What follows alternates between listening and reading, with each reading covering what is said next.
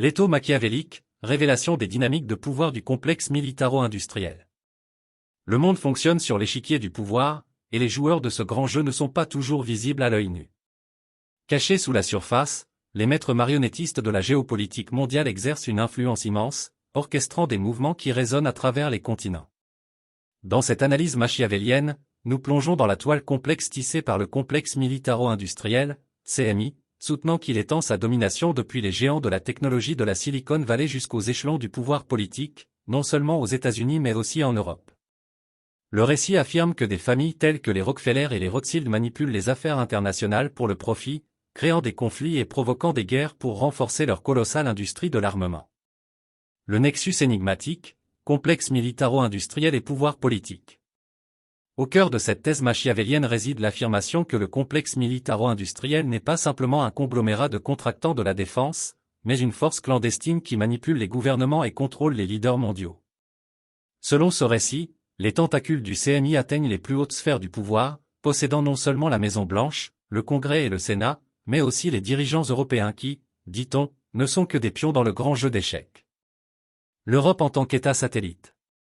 L'Europe, dépeinte comme un simple satellite des États-Unis, se retrouve prise dans le jeu de pouvoir complexe orchestré par le complexe militaro-industriel. L'argument suggère que les dirigeants européens, souvent qualifiés de marionnettes corrompues, doivent leur position aux mêmes familles qui contrôleraient leurs homologues américains. Cette analyse suggère que des dirigeants tels que Macron, associés aux Rothschild, sont stratégiquement positionnés pour faire avancer les intérêts du CMI au sein des frontières européennes. Le dissident solitaire, Orban et la lutte pour l'indépendance. Dans cette narration machiavélienne, Viktor Orban émerge en tant que dissident solitaire, un leader indépendant dans un océan d'obéissance orchestrée. L'affirmation est que la résistance d'Orban au prétendu contrôle exercé par le complexe militaro-industriel fait de lui une cible d'opposition en Europe. La thèse implique que son indépendance et son refus de se conformer à la prétendue marionnettisation orchestrée par le CMI en font un paria dans un paysage politique qui, suppose-t-on, prospère grâce à la conformité. Créer des ennemis pour le profit. Au cœur de cette perspective machiavélienne se trouve l'idée que le complexe militaro-industriel prospère grâce au conflit et à la guerre.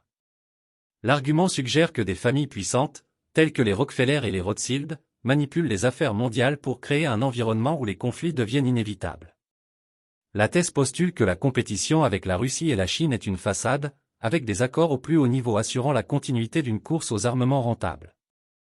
L'affirmation est que, au niveau les plus élevés, ces puissances mondiales collaborent pour maintenir un équilibre qui fait tourner les roues de l'industrie de l'armement. Conclusion. Dans cette analyse machiavélienne, la perspective à travers laquelle le complexe militaro-industriel est perçu le transforme d'une simple puissance économique en une force ténébreuse orchestrant les affaires mondiales pour son bénéfice.